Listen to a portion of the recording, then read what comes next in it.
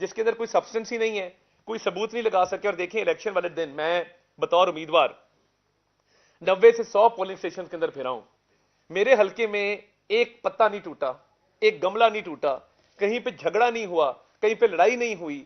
اور دیکھیں میں پریزائڈنگ کے عملے کے پاس بھی اندر ہم جا کے انسپیکٹ کرتے رہے ہیں, باقی جماعتوں کے امیدوار بھی آتے رہے ہیں, تو سوال ہی پیدا نہیں ہوتا کہ خدا نہ خواستہ کہیں پہ کوئی دھاندلی ہوئی ہو اور امن خراب ہوا ہو.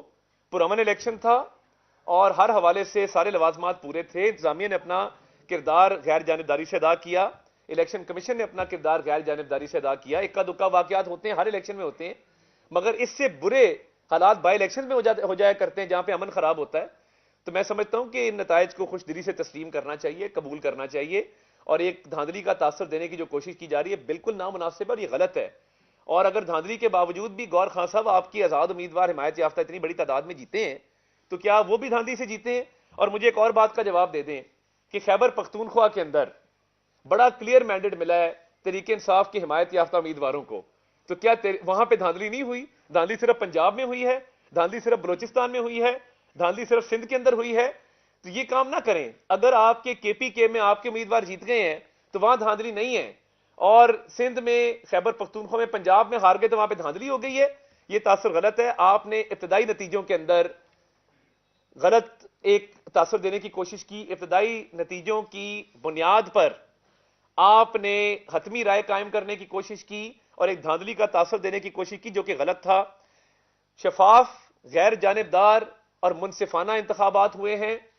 تمام جماعتوں نے رزلٹ کو تسلیم کیا ہے. میٹھا میٹھا ہپ ہپ اور کڑوا کڑوا تھو تھو نہیں چلے گا.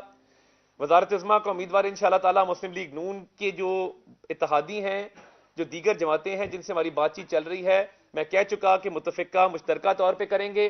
پنجاب کے در الحمدللہ ہماری حکومت قائم ہو چکی ہے, سمپل میجورٹی اٹین ہو چکی ہے, اور آگے کوشش کریں گے کہ تمام جو ہمارے اتحادی سیاسی جماعتیں ہیں ان کے ساتھ مل کے معاملات کو آگے چلایا جائے.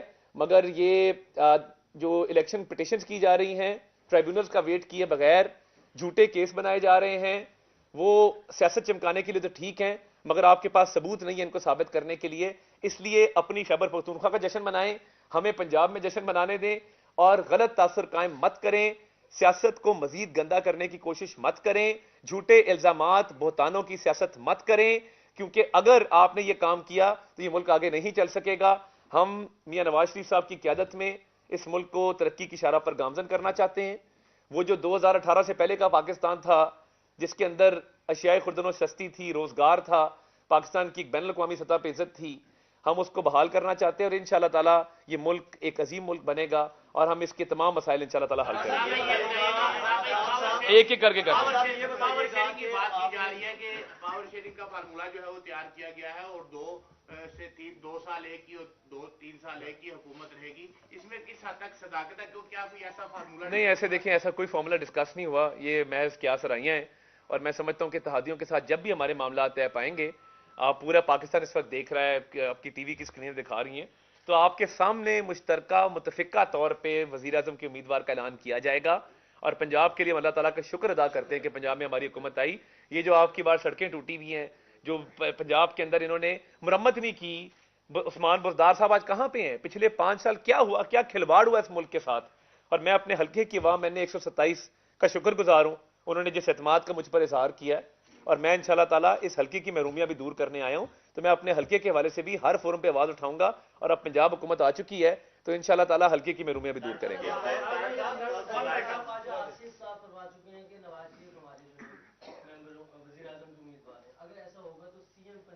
نہیں دیکھیں, یہ میرا نہیں خیال انہوں نے ایسی بات کی ہے. میں آپ کو آفیشیل پارٹی پوزیشن سٹیٹ کر رہا ہوں کہ ابھی تک کوئی فیصلہ نہیں ہوا. یہ وزارت عظمیٰ کا فیصلہ اتحادیوں کے ساتھ مل کے کیا جائے گا, اور میں نے متفقہ طور پہ لفظ استعمال کیے, متفقہ طور پہ کیا جائے گا. ابھی تک پارٹی کی طرف سے کوئی اعلان نہیں ہے اس حوالے سے. وہ پارٹی اعلان کرے گی اس کا وقت. جی ملک عارف صاحب, ایک سیکنڈ آپ کو بنا دیں.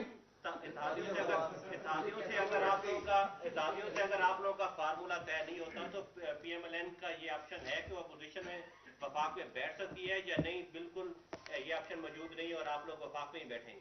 دیکھیں, بات یہ ہے کہ اس ملک کو جو درپیش چیلنجز ہیں ہم سمجھتے ہیں کہ ان کے حل کے لیے ہمیں اپنا کردار ادا کرنا ہے، اور اتحادیوں کے ساتھ جو مشاورت ہو رہی ہے اس کے نتیجے میں ہماری حتی الوسع کوشش ہے کہ کوئی اچھا حل نکل آئے۔ پہلی آپشن تو یہی ہے کہ ہم مل جل کے حکومت بنائیں اور وفاق میں ہم 2-3 پارٹیاں مل کے جو ہے وہ حکومت کریں، باقی پھر آگے کوئی ڈیڈ لاک آتا ہے تو آپ کو ضرور بتا دیں گے، ابھی تک